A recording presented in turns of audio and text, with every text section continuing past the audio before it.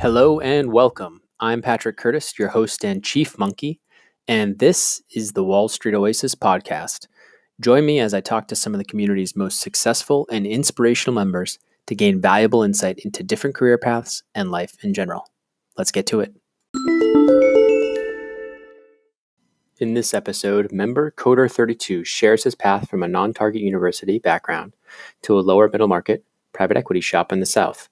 Learn how commercial lenders are getting very aggressive with pricing and covenants to win deals, and when this specific user knew it was time to make his jump to private equity. Enjoy.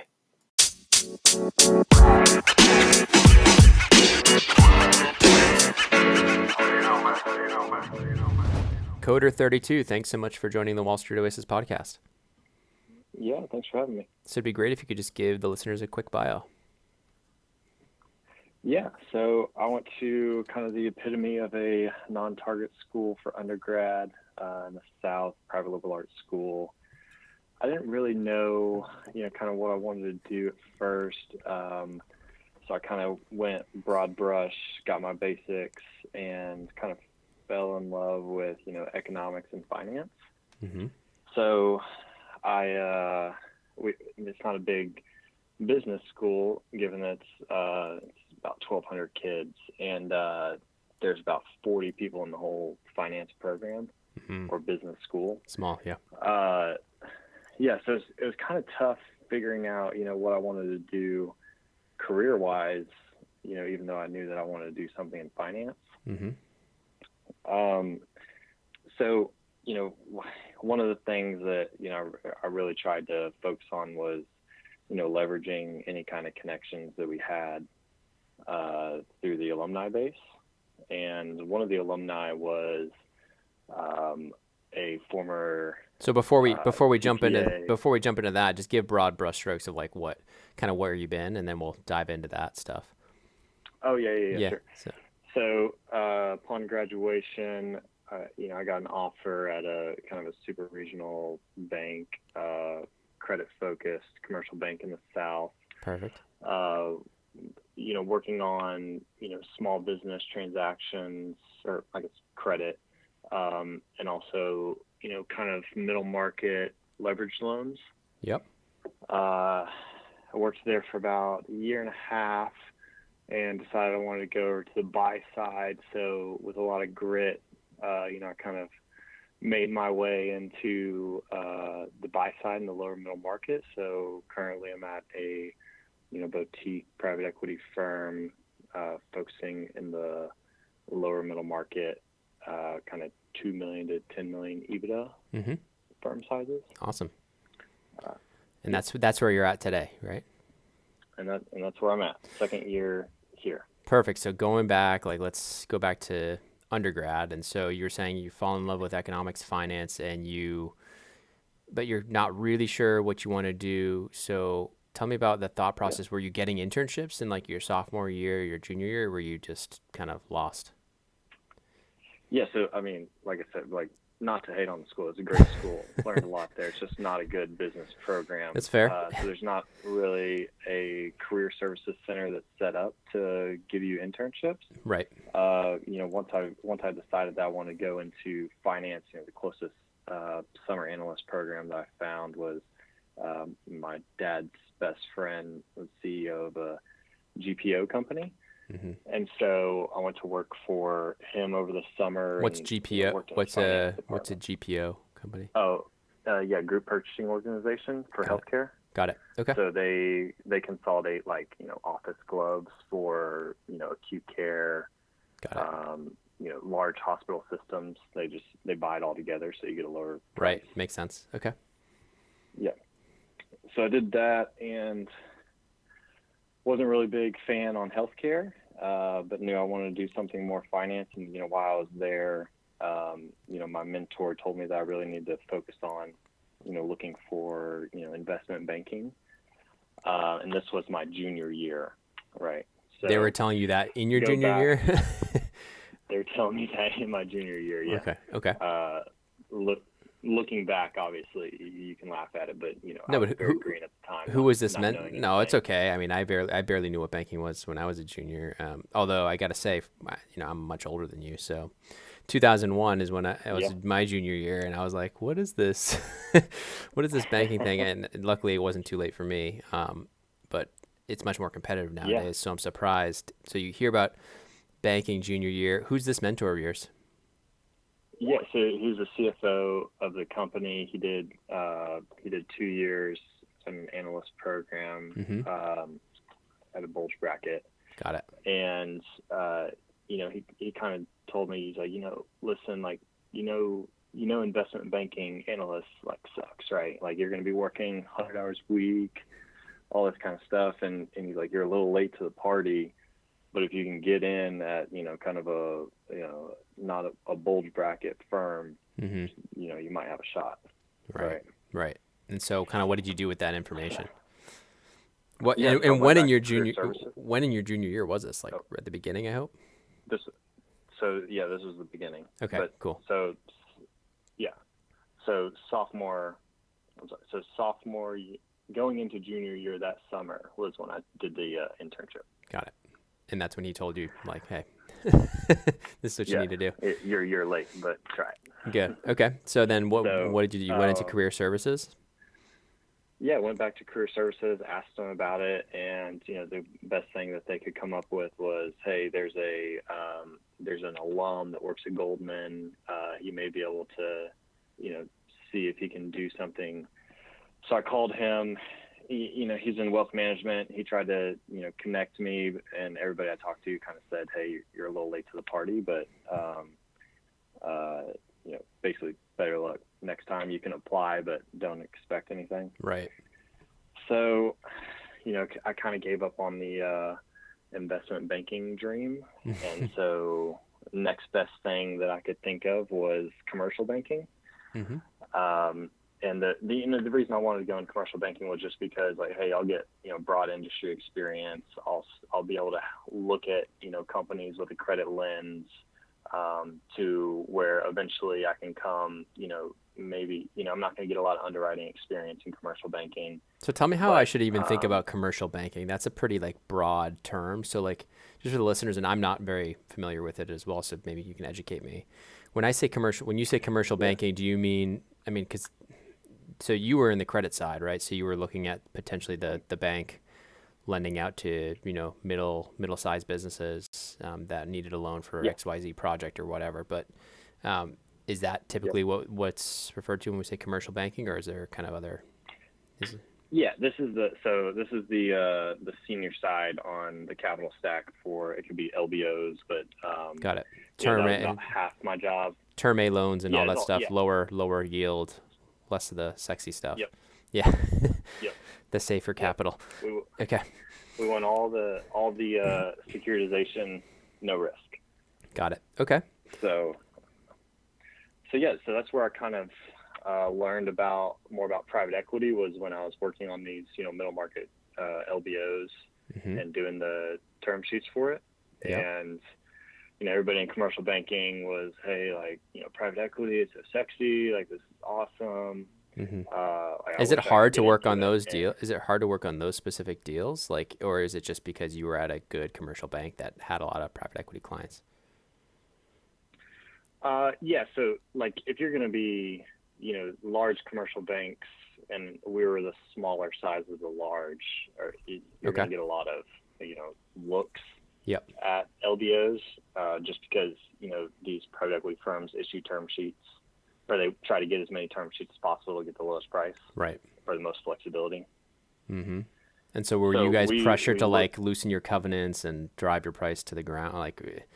That's an interesting question. Is what were the standards, and did they deteriorate, or are they crazy right now? Do you want to give some color on that, because I think that's interesting right now where we're at in the cycle. So right now it's a hot market. I can kind of give you a little buy side and the credit side perspective of it. We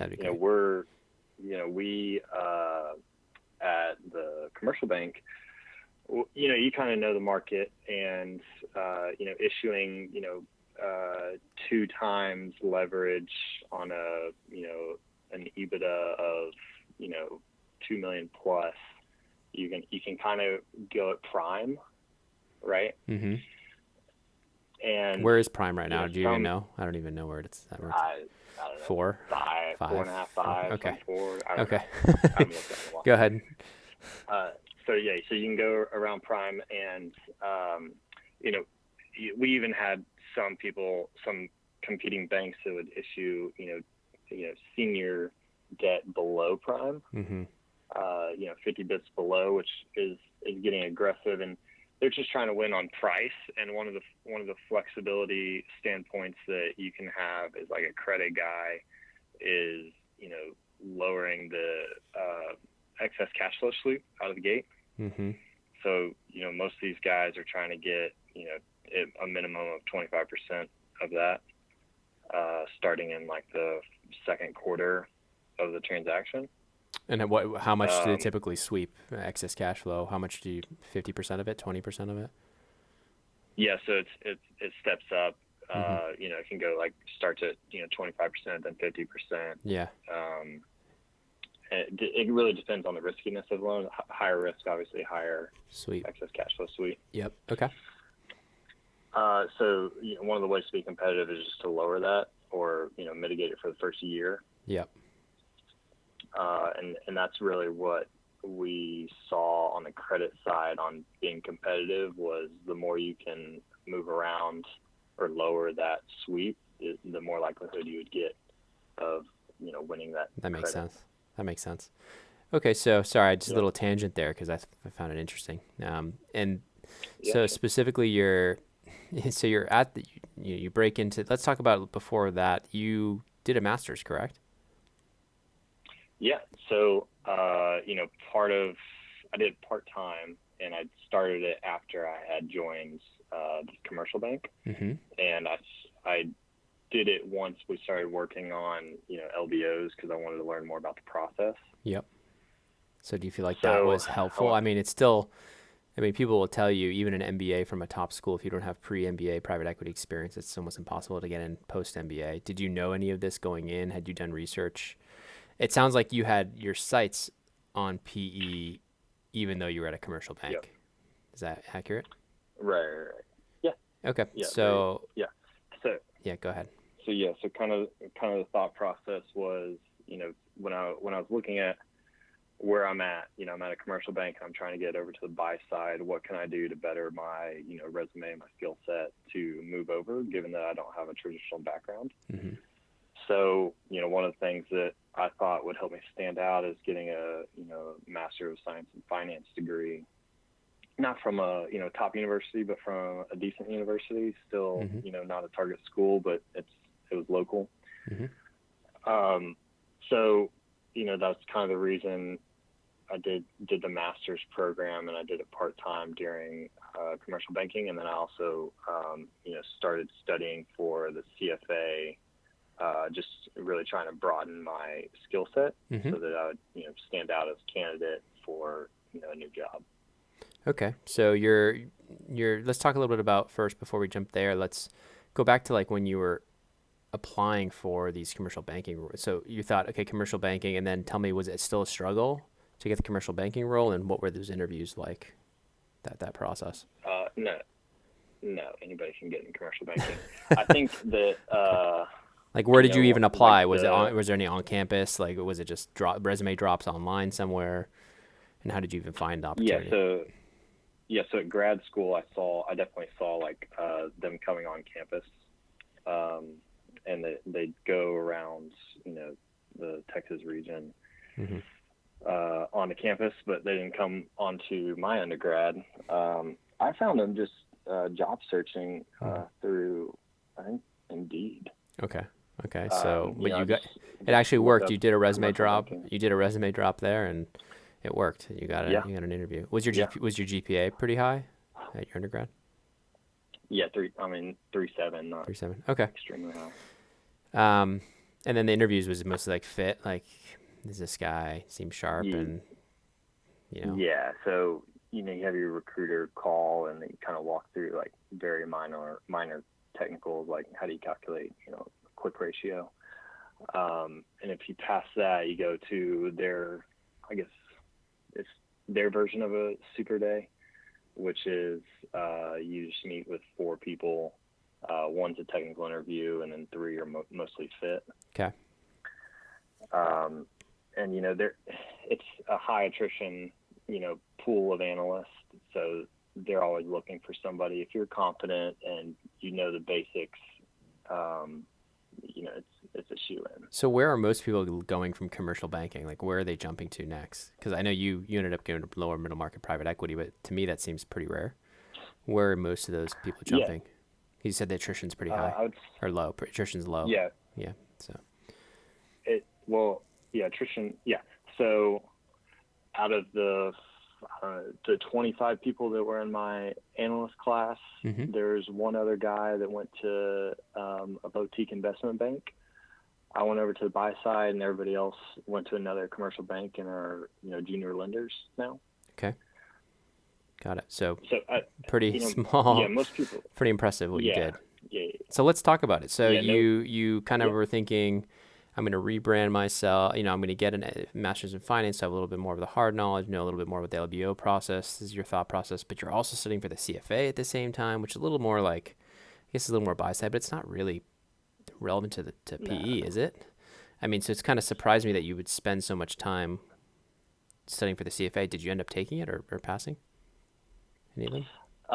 So I took it and going to level 2, but the real reason I took it is just more financial knowledge. I know it's more like your asset managers, and, right? Being in a traditional fund setting, it does help. Yeah. So there is that argument, and it's really just what else is there to do? But you get your PhD in finance. So that's really just my differentiation tool. That's it. I got it. So it makes sense. It just helps you a little bit more. Shows that you're a hard worker. You're doing all these things. Yeah. You're doing the master's kind of part time, and you're doing the CFA as well. And did you stack that right after you got the master's? So did you jump into the CFA right after? What was the timing looking like? So right after. Right after. Okay. And so during this whole time when you're getting the master's, working, part time, and then you're working also full time. I guess the hours weren't crazy. Yep. Was it 40-ish hours a week for the? At the commercial bank. Yeah. Yeah, it's your traditional 9 to 5. Got it. So 40-ish hours. You're probably doing another 10 to 20 hours a week on the master's, and then. Yep. And then, okay, so you finish that. You're like, I have more free time again. I can do the CFA. And so at what point do you say, I'm ready, I'm branded, I'm going to start networking, or were you doing it all along? Yeah, so once I got, a year into the program, the credit analyst program, I got a promotion to senior analyst, and, the writing was on the wall within, 6 months, the program ends and you become a junior lender if promoted. And I knew I didn't want to do that. So, kind of right when I got my promotion, I started looking to leave. Got it. And so when that was how many years? That was a year in or so? That was a year in. Yeah. Mm-hmm. And so you were worried if you stayed too long, you were going to get kind of pigeonholed, and you didn't even want to get to the junior lender position, even though it looked good if you got promoted fast, because then it's kind of like you're stuck there. Was that the thought process? Yeah, and it's just, there's a lot of cold calling in the junior lender area. Got it. Less process. Not something that I wanted to do. Yeah, and it's, I wanted something that I was more value add than cold calling. So how did you start? So you get the promotion. How do you start the whole process? You're like, okay, private equity is my dream, my goal. What do you do? Same exact way that I got into commercial banking. Same. I, kind of did a bunch of resume drop, as you call it. And, utilized all my contacts, and, everybody was kind of saying the same thing, like, hey, you don't have, traditional experience, but we like you as a person. Let me introduce you to this person. So I kind of, went around, and funny enough, I never had any, private equity, connections at all. Mm-hmm. And so, I thought that it was kind of a mystical, like, you couldn't get in. Right. So I just, look up, analyst, associate level jobs for the buy side. And I found one, I applied and had a few interviews, and I was in. And so what do you think made you stand out? I mean, it seems like, weren't there a bunch of bankers going for that same job? There were. What makes me stand out? No, because it's kind of a generic question, but it just seems surprising to me that they took a risk on a guy from a non-target with credit analyst experience at a commercial bank over, say, some kids at, a top middle market bank or something in the region. You know what I mean? Is something from the initial, was it something from the initial networking that you feel like you're just good at connecting with people? Well, I'll be candid with you. It's also a compensation issue with lower middle market. It's basically a startup. It's been around for 5 years. Got it. And they're not going to pay, analysts, investment banking analyst salaries. Got it. So they're not necessarily looking for the traditional candidate. So it's a way for you to get into the buy side. Got it. Okay. Yep, exactly. And so I think that's, one thing to focus on is, there's actually a lot of, these same kind of like very boutique private equity, firms around the nation that, have a couple partners that are, spin-offs that need some junior guys. Mm-hmm. And, they can train, you up. Like, you don't need necessarily like full, like, valuation techniques and everything. Though I had it from my master's degree, I'm just, a cheaper alternative. No, yeah, for sure. It's funny. We're working on a role right now, similar, very smaller, lower middle market fund out in California. And they even said, like, I don't think we can afford a banker. They're like, we're just looking for, $70,000 to $90,000 all in. And for the Bay Area, that's not making very much. But they understand. They're like, but I thought it was interesting because for someone super junior, it's actually very, it's smart to me to be able to get that experience and take the pay, and even maybe a pay cut for some of these people. Yeah. If you are a banker and you do want to get to the buy side, you want to have that that type of work and taste it. Once you have that experience for like a couple of years, and let's say you get promoted at the smaller fund, like there's nothing stopping you from going out and applying at larger funds, right? So I think, and it's relevant, and I assume that's what you're doing, or are you thinking long term stay with this fund? Yeah, that was my rationale going forward. It's like, hey, like none of the elite boutiques are gonna like take me, right? Yeah. Just given my skill, you can charm them as much as you want, but it's black and white that they're not going to. So, you got to start at the smaller firm and, kind of, get your deal experience, work for a few years, maybe get a promotion, kind of, prove yourself that you have the capabilities to work in private equity, and then you can move forward from there. And how are your hours there? So they're usually 70 to 80 hours. Oh, so it's pretty, that's a lot. It's not, yeah. It's not crazy, but they're not good hours necessarily. And do you mind sharing your pay or a range of pay? Is it, it doesn't have to be exact. Yeah. So they give me like right at 6 figures. Okay. So it's not, I assume, was it a pay jump though for you? Or after the promotion, you were making more than that as the senior credit analyst? Yeah. So analyst, you're making, like a 65 base with, up to a $5,000 bonus. That's not really much. So it was a pay jump for you. But it was definitely a pay jump. Hourly, probably not. Yeah.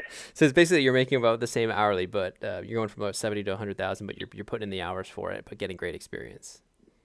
Let's think of it. That's right. So I don't have a side job anymore. Yeah, exactly. And you're not. Yeah. Are you? I assume you're not doing the CFA now with these hours. You went to level 2? No. Yeah. So it's interesting to me because I feel like there are a lot of these types of opportunities out there for people who don't have the traditional background, who are willing to go to the smaller funds that do the deals in the 2 to 10 million EBITDA range. And there's a lot of upside in those types of deals too. Absolutely. It's also hard to get deals done, though, to be fair, at that range, because the the professionalism of the management teams can be non-existent, and you're doing a lot of hand holding, and it can be a lot of emotion. So it's, it's not for everybody, Yep. but if the guys and gals that kind of lead that fund have come from a good place and seem to have good traction, then I think it can be worth the risk for sure. So yeah, and it's also, you get a lot of operational experience, working with limited management teams. Like, you're the one in there, helping them out also. So what would you say in terms of, I'm still, it sounds like you got in because it was a small fund. It was a startup fund. There was a lot of kind of, it wasn't your traditional thing where like all these bankers were hammering there. Would you have any advice in terms of other people who come from, let's say, commercial banking that are looking for these opportunities besides like just looking online? Can they create their own opportunities where just LinkedIn, networking, that type of thing? What would you suggest? Yeah, I think that, most of these kind of lower middle market firms are, they're very networking heavy. So they're in all like the major groups, we're really big on, ACG events. So if you can get like a list from ACG, or, go on ACG website, see when their upcoming things are, and, just, find some email addresses, it wouldn't be that hard to find all these lower middle market, firms that are looking to hire junior level guys. I need to go to ACG and just become a speaker there and tell everyone about our new Talent Oasis, our recruiting arm, because it's ridiculous that. No, you really do. I really do. It's just ridiculous to me that they're not all coming to us. It's like we're the perfect match for them. But yeah, I'm not the best at business dev, but I do enjoy these conversations. We're actually looking for another, or we will be looking for another junior guy. So there you go. Perfect. Yeah, I'll send you the deck right after this call. But okay. So anything else before we call it? You're obviously a little more junior. You haven't gone through many 10 years of a career yet, but anything you'd look back that you would change? Would you have gone to a different undergrad school, or did you enjoy your time there? Would you have changed anything along the way so far, or do you feel confident that you're on the right path? Yeah, I mean, looking forward, I think that I'm in the, I don't have the pedigree of, going to a target school, going to, a good bank, and then jumping over to like an elite boutique. But I think in, 4 to 5 years, I can get to the same place that all the guys did. So it's, looking back, no, I don't think I would change it. And it's just, kind of, recognition that you don't need to do the typical, background to get here. And is your plan to stay in private equity or the buy side, or are you thinking potentially maybe go to sell side, go to the bank, go to like a boutique, you said? No, I'm enjoying the cushy lifestyle of the buy side. Cushy, I don't know, 70, 80 hours. Doesn't sound too cushy. It sounds pretty banking. Well, junior level. Junior level. It's true. It's true. Fair enough, man. Well, hey, man, I really appreciate you taking the time for to kind of share your knowledge and share your path with everybody. It was enjoyable. So thank you. I appreciate it. And thanks to you, my listeners at Wall Street Oasis. If you have any suggestions whatsoever, please don't hesitate to send them my way, patrick@wallstreetoasis.com. Until next time.